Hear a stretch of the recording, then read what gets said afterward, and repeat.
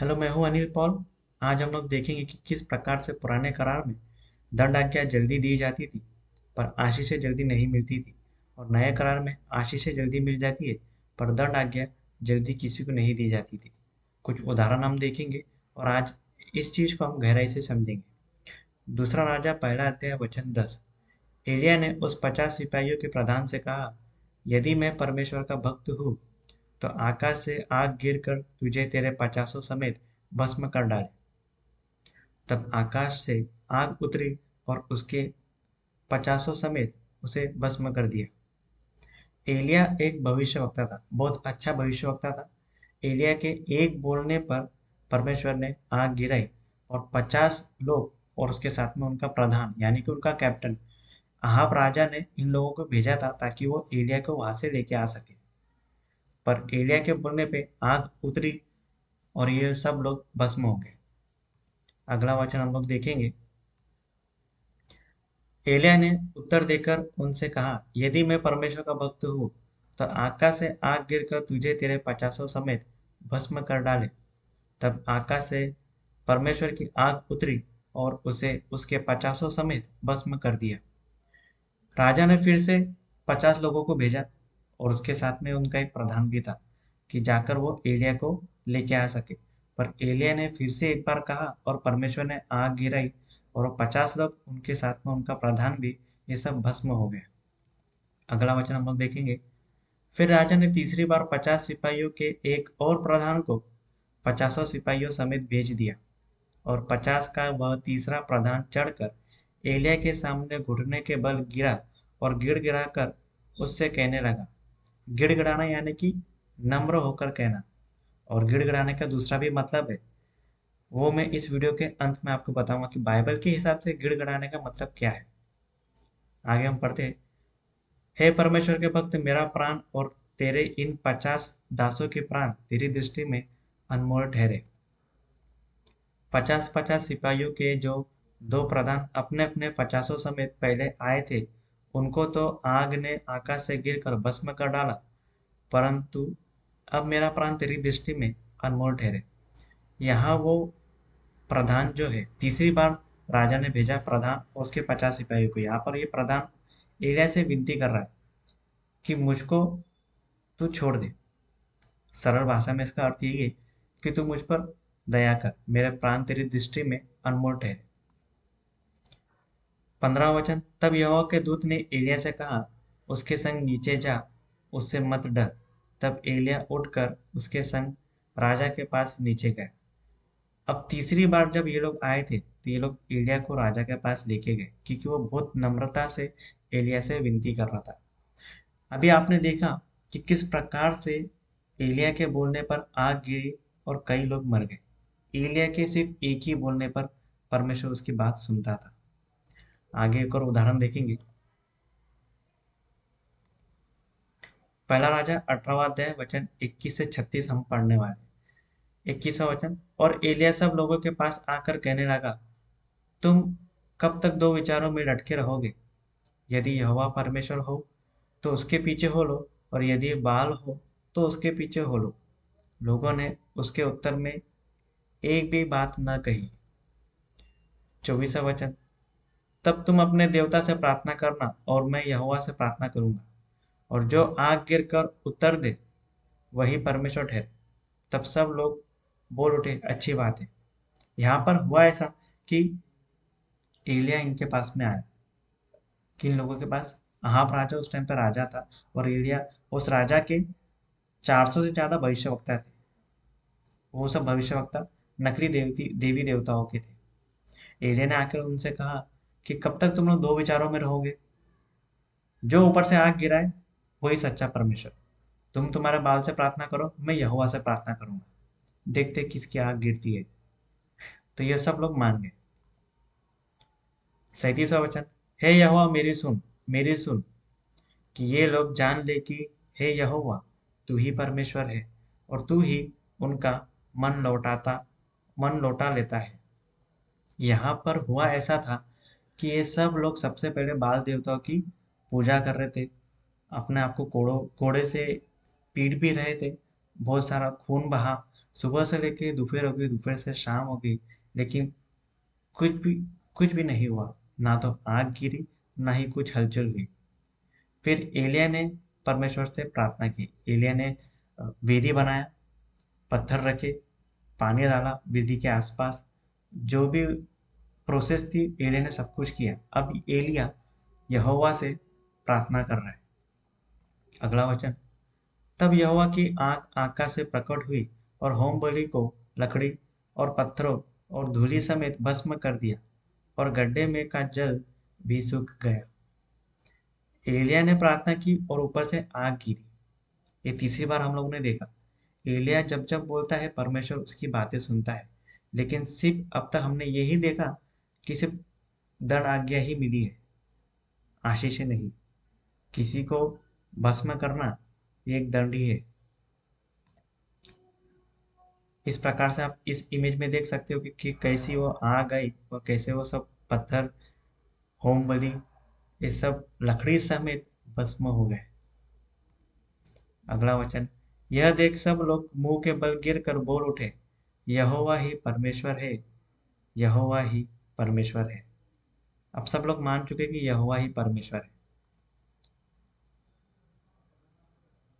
पहला राजा 18वां अध्याय वचन 41। फिर एलिया ने अहाब से कहा, उठकर खा पी, क्योंकि भारी वर्षा की सनसनाहट सुन पड़ती है। तब अहाब खाने पीने चला गया, और एलिया कर्मेल की चोटी पर चढ़ गया और भूमि पर गिरकर अपना मुंह घुटने के बीच किया।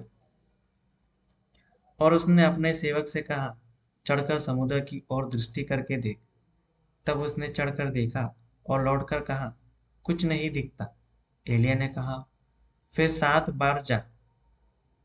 7वीं बार उसने कहा, देख, समुद्र में से मनुष्य का हाथ का सा एक छोटा बादल उठ रहा है।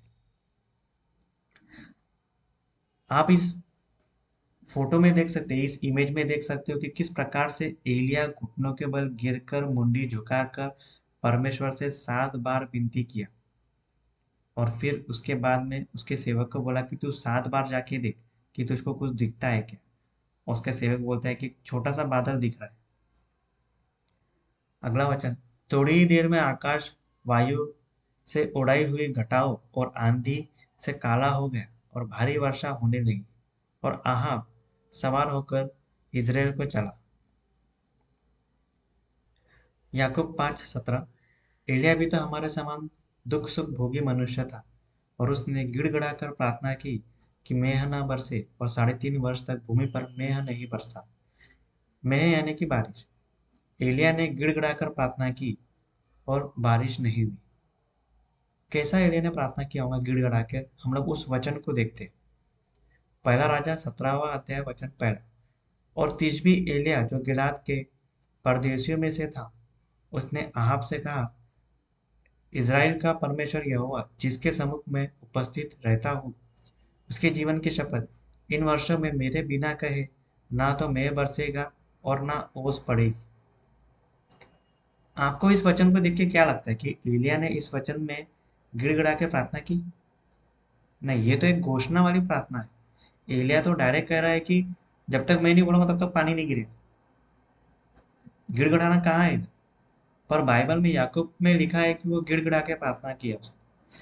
इसलिए हम लोग गिड़गिड़ाने का शब्द का जो अर्थ है बाइबल के हिसाब से, हम लोग इस वीडियो के अंत में अच्छे से समझने वाले हैं। याकूब 5:18। फिर उसने प्रार्थना की तो आकाश से वर्षा हुई और भूमि फलवंत हुई। अभी हम लोगों ने थोड़ी देर पहले देखा कि एलिया ने झुककर घुटनों के बल झुका, मुंडी नीचे की और प्रार्थना की। कितने बार? 7 बार। लेकिन बाइबल में ये नहीं लिखा कि उसने गिड़गिड़ा के प्रार्थना की। जब एलिया कहता है कि मेरे बिना कहे पानी नहीं गिरेगा, तब बाइबल कहती है कि उसने गिड़गिड़ा के प्रार्थना की। लेकिन यहाँ जब एलिया झुक कर प्रार्थना कर रहा है, वो भी 7 बार, पर बाइबल ये नहीं कहती कि उसने गिड़गिड़ा के प्रार्थना की। क्यों? हम लोग आगे देखेंगे इसके बारे में। मेरा बोलना सिर्फ इतना है कि जब जब एलिया ने कहा कि इनको दंड मिले, तब तक वैसा हुआ एक ही बार में। एलिया ने कहा आग गिरे तो आग गिरी। एलिया ने कहा पानी न बरसे तो पानी नहीं गिरा 3.5 साल तक। लेकिन जब पानी गिराने का समय आया तो एलिया को झुककर प्रार्थना करना पड़ा। यही तो मैं समझाना चाहता हूँ कि पुराने करार में अगर किसी को दंड देना है तो वह आसानी से मिल जाता, पर आशीषें जल्दी नहीं मिलती। क्यों? इसका कारण ये है कि जो मनुष्य पापी है, वहां के सभी लोग, इजरायली सभी लोग पापी थे। पापियों को अगर दंड देना है तो वो उसके लायक थे, इसीलिए दंड की प्रार्थनाएं जल्दी सुनी जाती थी। लेकिन अगर उनको आशीष देनी है तो उसके लिए काफी समय लगता था। प्रार्थना करने वाले के लिए भी ये बहुत समयदायक था। जो प्रार्थना करता है किसी और के लिए, अगर वो पापी इंसान है तो उसको आशीष जल्दी नहीं मिलती। और हम लोग और भी कुछ उदाहरण देखेंगे। गिनती 15वां अध्याय वचन 32। जब इजरायली जंगल में रहते थे उन दिनों एक मनुष्य विश्राम के दिन लकड़ी बीनता हुआ मिला, और जिनको वह लकड़ी बीनता हुआ मिला वे उसको मूसा और हारून और सारी मंडली के पास ले गए। उन्होंने उसको हवालात में रखा, क्योंकि ऐसे मनुष्य से क्या करना चाहिए वह प्रकट नहीं किया गया था। तब यहोवा ने मूसा से कहा, वह मनुष्य निश्चय मार डाला जाए। सारी मंडली के लोग छावनी के बाहर उस पर पत्थरवाह कर। विश्राम दिन। यह कानून था कि विश्राम दिन के दिन कोई भी इंसान काम नहीं करेगा, ना ही कोई खाना बनाएगा। खाना आपको एक दिन पहले ही रात को बना लेना चाहिए, या फिर शाम में एक दिन पहले। लेकिन जब विश्राम दिन आता है उस समय आपको ना तो खाना बनाना है, ना ही कुछ और करना है। लेकिन ये आदमी लकड़ी बीनता हुआ मिला, और परमेश्वर कहता है कि इसको पत्थर मार के मार डाला जाए। कितनी आसानी से उसको दंड मिल गया। और एक उदाहरण देखते हैं हम लोग। निर्गमन 17वां अध्याय वचन 8। तब अमालेकी आकर रपीदीम में इजरायलियों से लड़ने लगे। तब मूसा ने यहोशू से कहा, हमारे लिए कई एक पुरुषों को चुन कर छांट ले और बाहर जाकर अमालेकियों से लड़, और मैं कल परमेश्वर की लाठी हाथ में लिए हुए पहाड़ी की चोटी पर खड़ा रहूंगा। मूसा की इस आज्ञा के अनुसार यहोशू अमालियों से लड़ने लगा, और मूसा और हारून और हूर पहाड़ी की चोटी पर चढ़ गए। और जब तक मूसा अपना हाथ उठाए रहता था तब तक तो इज़राइल प्रबल होता था, परंतु जब जब वह उसे नीचे करता तब तक अमालेक प्रबल होता था। और जब मूसा के हाथ भर गए तब उन्होंने एक पत्थर लेकर मूसा के नीचे रख दिया, और वह उस पर बैठ गए। और हारून और हूर एक एक अलंग में उसके हाथों को संभाले रहे, और उसके हाथ सूर्यास्त तक स्थिर रहे।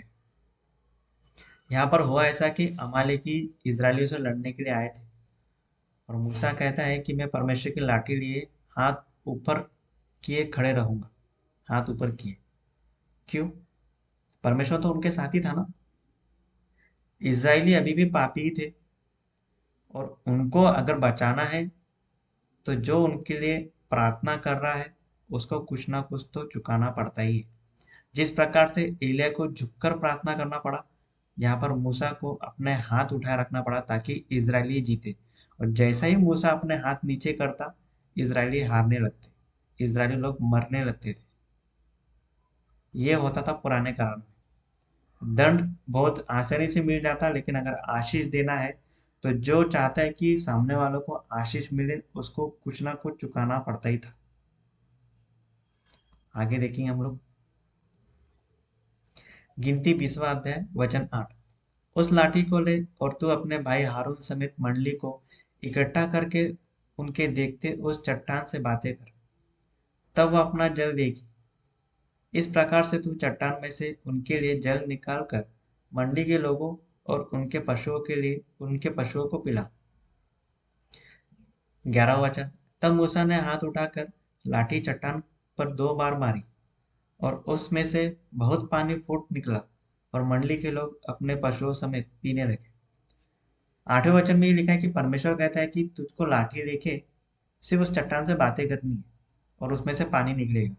पर मूसा ने उस चट्टान को 2 बार मारा, और उसमें से फिर भी पानी निकला, और पशुओं समेत लोगों ने पानी को पिया। जो आज्ञा मूसा को दी गई थी, मूसा ने उस आज्ञा के अनुसार नहीं किया, लेकिन परमेश्वर ने फिर भी उसकी मदद की। परमेश्वर चाहता तो लाठी के मारने पे पानी नहीं गिरता था, लेकिन फिर पानी उसमें से निकला। अगला वचन हम देखेंगे। परंतु मूसा और हारून से यहोवा ने कहा, तुमने जो मुझ पर विश्वास नहीं किया और मुझे इजरायलियों की दृष्टि में पवित्र नहीं ठहराया, इसलिए तुम इस मंडली को उस देश में पहुंचाने ना पाओगे जिसे मैंने उन्हें दिया है। अब परमेश्वर ये कह रहा है कि मूसा और हारून कनान देश नहीं जाएंगे। परमेश्वर ने अब्राहम से करार बांधा था कि मैं तेरे वंशजों को कनान देश दूंगा, और मूसा सारे इजरायलियों को मिस्र से लेके निकला था ताकि वो उन्हें कनान देश लेके जा सके। लेकिन इजरायलियों ने इस प्रकार से बंडखोर किया, इजरायलियों ने इस प्रकार से परमेश्वर को कोसने लगे, मूसा को कोसने लगे कि तू हमको इस जंगल में क्यों लेके आया। और परमेश्वर ने उनको दंड दिया कि 40 साल ये लोग यही भटकते रहेंगे, और वो भटकते रहे। और ऐसा ही हुआ कि मूसा ने एक गलती कर दी, और परमेश्वर कहता है कि अब तू कनान देश नहीं जाएगा। इतने साल परमेश्वर का अच्छा सेवक, सच्चा सेवक, एक गलती के कारण कनान देश नहीं गया, और ना ही उसका भाई गया। सबसे पहला अगर कोई महायाजक बना था परमेश्वर के मंदिर का, तो वो था हारून, मूसा का भाई। वो भी कनान देश नहीं गया, एक गलती के कारण। यही तो मैं समझाना चाहता हूँ कि पुराने करार में अगर एक गलती की तो सारी अच्छाई को भुला दिया जाता है। व्यवस्था विवरण 34वां अध्याय वचन 5। तब यहोवा के कहने के अनुसार उसका दास मूसा वही मोआब देश में मर गया। मूसा वही मर गया, मोआब देश। मूसा कनान देश गया ही नहीं। ऐसे ही होता था पुराने करार में। दंड आज्ञा जल्दी मिल जाती पर आशीषें जल्दी नहीं मिलती। अभी हम लोग नया करार देखेंगे।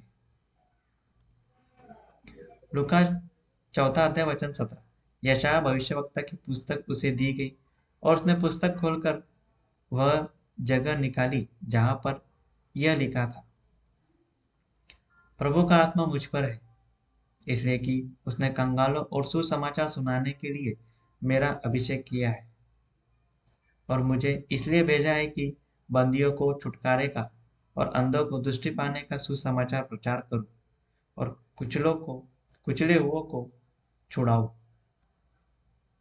और प्रभु के प्रसन्न रहने के वर्ष का प्रचार करूं। तब उसने पुस्तक बंद करके सेवक के हाथ में दे दी और बैठ गया, और आराधनालय के सब लोगों की आंखें उस पर लगी थी। तब वह उनसे कहने लगा, आज ही यह लेख तुम्हारे लिए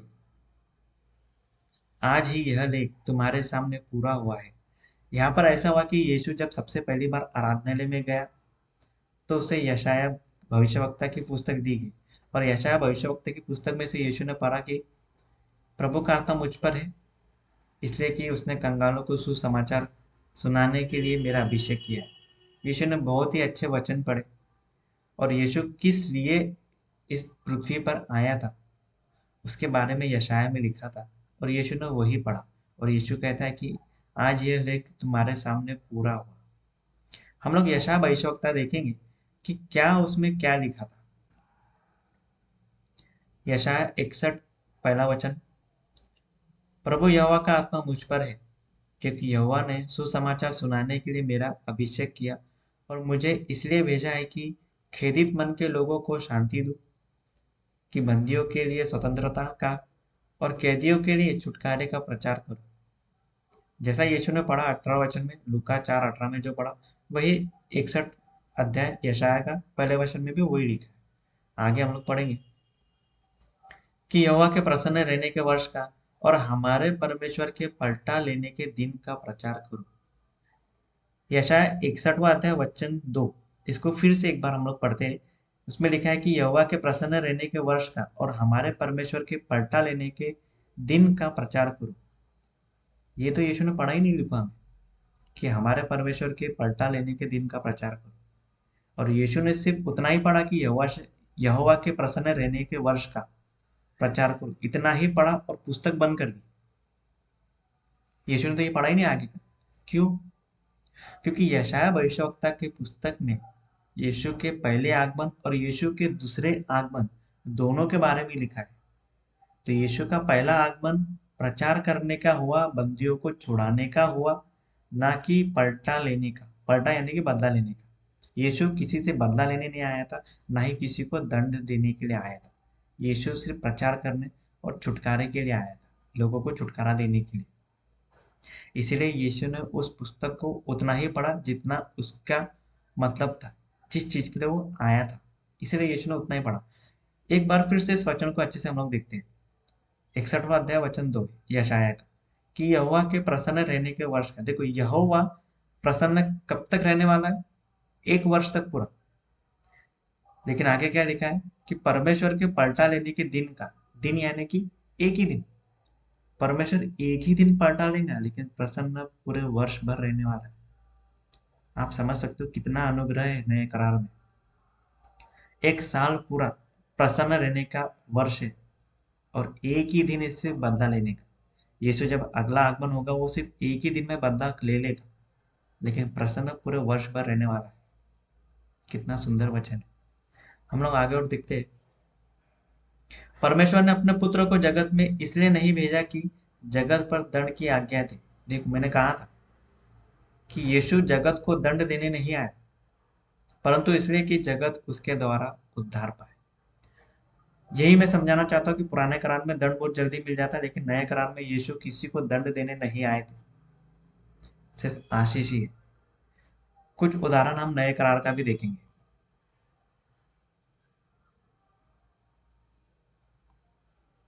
यूहन्ना 8:3, तब शास्त्री और फरीसी एक स्त्री को लाए और व्यभिचार में पकड़ी गई थी, और उसको बीच में खड़ी करके यीशु से कहा। शास्त्री और फरीसी वो लोग थे जो पुराने करार के कानून को पढ़ते और लोगों को बताते थे उसके बारे में। वो लोग, उन लोगों ने एक स्त्री को लेके आए, ऐसी स्त्री जो व्यभिचार करती हुई पकड़ी गई। अगला वचन, हे गुरु, यह स्त्री व्यभिचार करती ही पकड़ी गई है। व्यवस्था में मूसा ने हमें आज्ञा दी है कि ऐसी स्त्रियों को पत्थरवाह करे। सो तू इस स्त्री के विषय में क्या कहता है? उन्होंने उसको परखने के लिए यह बात कही, ताकि उस पर दोष लगाने के लिए कोई बात पाए, परंतु यीशु झुककर उंगली से भूमि पर लिखने लगा। जब वे उससे पूछते रहे तो उसने सीधे होकर उनसे कहा कि तुम में से जो निष्पाप हो वही पहले उसको पत्थर मारे। यहाँ पर हुआ ऐसा कि फरीसी और शास्त्री और कुछ लोग स्त्री को लेके आए, ऐसी स्त्री जो व्यभिचार करती हुई पकड़ी गई, और वो लोग परखने वक्त चाहते थे कि यीशु क्या जवाब देता है, ताकि यीशु पे वो लोग दोष लगा सके। और यीशु कहता है कि जिसने पाप नहीं किया वो सबसे पहले पत्थर मारे। और आपको तो आगे की स्टोरी पता ही होगी कि किसी ने उसको पत्थर नहीं मारा और सभी लोग चले गए वहां से। पर मैं इस कहानी में, इस स्टोरी में कुछ ऐसा आपको बताना चाहता हूँ जो आपको किसी ने ना बताया।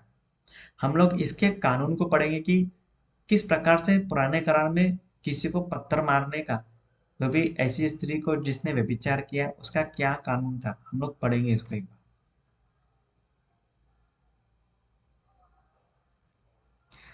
व्यवस्था विवरण 22वां अध्याय वचन 23, यदि किसी कुंवारी कन्या के ब्याह की बात लगी हो और कोई दूसरा पुरुष उसे नगर में पाकर उससे कुकर्म करे, तो तुम उन दोनों को उस नगर के फाटक के बाहर ले जाकर उनको पत्थरवाह करके मार डालना। किसको मार डालना? दोनों को, ना कि सिर्फ स्त्री को। कोई स्त्री या कोई पुरुष व्यभिचार करता है तो दोनों को पत्थर मारना है, ना कि एक को। और यहाँ आप देखेंगे कि नए करार में शास्त्री सिर्फ स्त्री को लेके आते हैं, पुरुष को नहीं। आगे पढ़ेंगे हम लोग। उस कन्या को तो इसलिए कि वह नगर में रहते हुए भी चिल्लाई नहीं।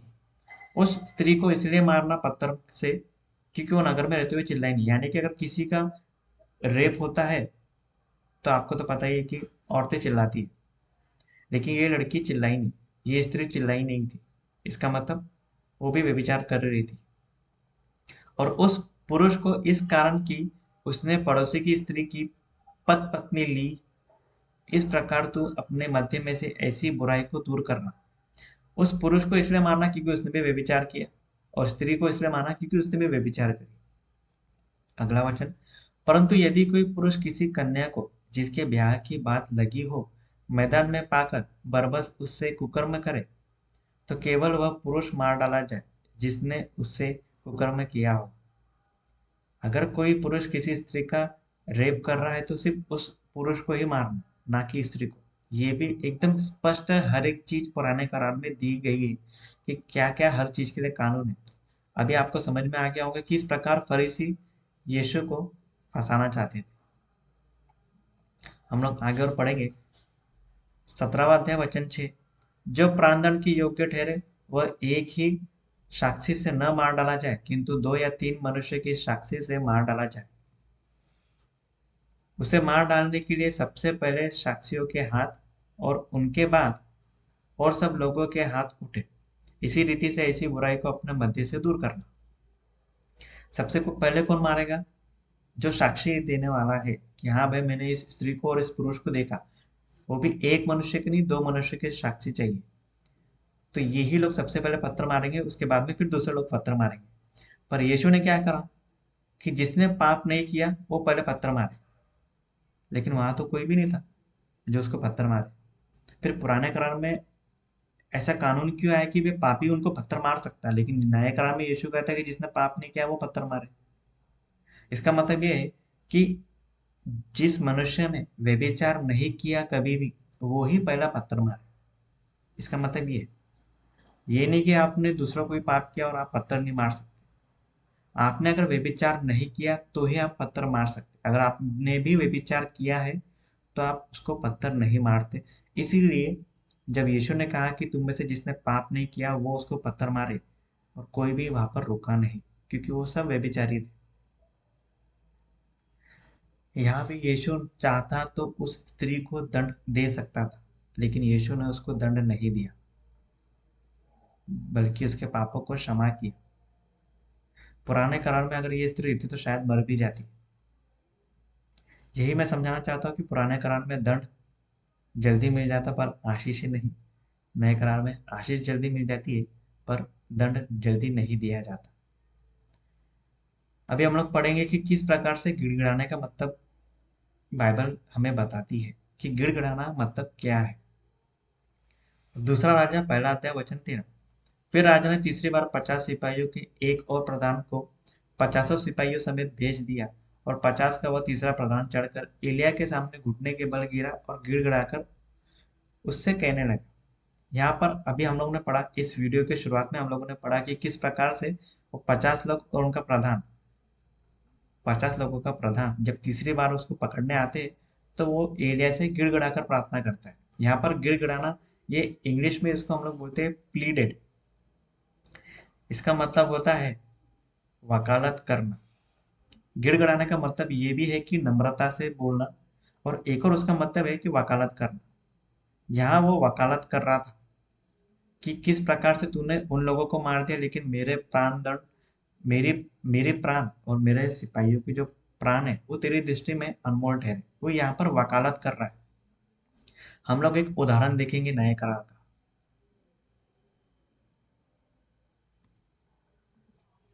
मरकुस 7वां अध्याय वचन 25। और तुरंत एक स्त्री जिसकी छोटी बेटी में अशुद्ध आत्मा थी उसकी चर्चा सुनकर आई और उसके पांवों पर गिरी। यहाँ पर एक स्त्री यीशु के बारे में सुनकर आई और यीशु के पांवों पर गिरी। यह यूनानी और सुरूफिनिकी, ये मत्ती 15वां अध्याय वचन 22 अगर आप देखेंगे, सुरूफिनिकी यानी कि कनानी, यूनानी और कनानी जाति की थी। और उसने उससे विनती की कि मेरी बेटी में से दुष्ट आत्मा निकाल दे। उसने उससे कहा, पहले लड़कों को तृप्त होने दे, क्योंकि लड़कों की रोटी लेकर कुत्तों के आगे डालना उचित नहीं है। उसने उसको उत्तर दिया कि सच है प्रभु, तो भी कुत्ते भी तो मेज के नीचे बालकों की रोटी का चूर चार खा लेते हैं।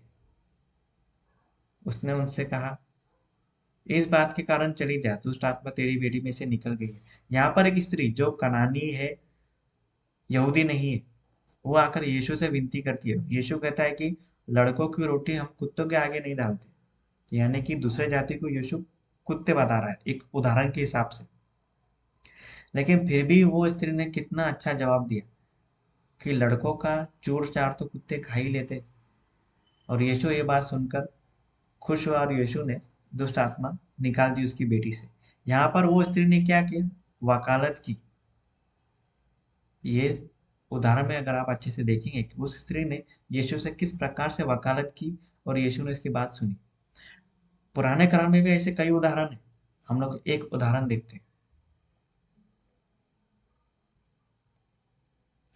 यिर्मयाह 12वां अध्याय वचन 1। हे यहोवा, यदि मैं तुझसे मुकदमा लड़ूं तो भी तू धर्मी है। मुझे अपने साथ इस विषय पर वाद विवाद करने दे। दुष्टों की चाल क्यों सफल होती है? क्या कारण है कि विश्वासघाती बहुत सुख से रहते हैं? यहाँ पर यिर्मयाह की पुस्तक में यिर्मयाह परमेश्वर से मुकदमा लड़ने की बात कर रहा है। वो भी यहाँ वकालत कर रहा है कि क्यों दुष्टों की चाल सफल होती है। ये भी एक प्रकार का गिड़गिड़ाना ही है। अगला वचन, अगर आप इसको इंग्लिश में भी देखेंगे तो इसको यहाँ पर लिखा है प्लीड, यानी कि वही वकालत करना। अब्राहम का उदाहरण बहुत अच्छा है। उत्पत्ति 18वां अध्याय वचन 22 से अगर 33 आप पढ़ेंगे तो आपको मालूम पड़ेगा कि परमेश्वर और दो स्वर्गदूत अब्राहम के पास में आए थे। उन्होंने वहां पर जीवन भी किया। जीवन करने के बाद में जब वो जाने लगे तो दो दूत सदम और गमोरा की तरफ जा रहे थे, वहां पर आग बरसाने के लिए, क्योंकि वहां पर बहुत पाप हो गया था। और अब्राहम यहाँ पर परमेश्वर से विनती करता है कि अगर वहां पर 50 धर्मी रहे तो क्या तू फिर भी उस जगह को नष्ट कर देगा? तो परमेश्वर कहता है अगर 50 धर्मी रहे तो मैं उस जगह को नष्ट नहीं करूंगा। फिर अब्राहम कहता है कि 50 की जगह पे 45 रहे तो? परमेश्वर बोलता है हाँ ठीक है। 45 की जगह 40, ऐसा करते करते वो 10 तक आया था। परमेश्वर कहते हैं कि अगर वहां 10 भी धर्मी रहे तो मैं उस जगह को नष्ट नहीं करूंगा। यहाँ पर अब्राहम क्या कर रहा है? अब्राहम वकालत कर रहा है कि अगर वहां धर्मी है तो तू उस जगह को नष्ट मत कर। लेकिन वहां पर सिर्फ एक ही धर्मी रहता है, वो है उसका भतीजा लूत। दूसरा पत्रस दूसरा अध्याय वचन 7 हम लोग पढ़ेंगे। और धर्मी लूत को, जो अधर्मियों के अशुद्ध चाल चलन से बहुत दुखी था, छुटकारा दिया। वहां पर एक ही धर्मी था और परमेश्वर ने उस धर्मी को बचाया। साथ ही साथ वो उसकी पत्नी और बेटी को बचाना चाहता था। तो बेटियां तो बच गई लेकिन उसकी पत्नी वहां मर गई। तो मेरा कहना यही है कि गिड़गिड़ाने का मतलब होता है वकालत करना। किस प्रकार से एलिया ने गिड़गिड़ाकर प्रार्थना की कि 3.5 साल तक पानी नहीं गिरेगा, और 3.5 साल तक पानी नहीं गिरा। गिड़गिड़ाना का मतलब ये नहीं है कि आप घुटनों के बल बैठे अपने मुंह घुटनों के बीच करें और परमेश्वर से प्रार्थना करें। सिर्फ यही गिड़गिड़ाने का मतलब नहीं है। आप परमेश्वर से किसी चीज के बारे में वकालत कर सकते हैं। आप उससे बहस कर सकते हैं अगर वो सही है तो। बस आज के लिए इतना ही। आशा करता हूँ आपको मेरा ये वीडियो पसंद आया हो। धन्यवाद।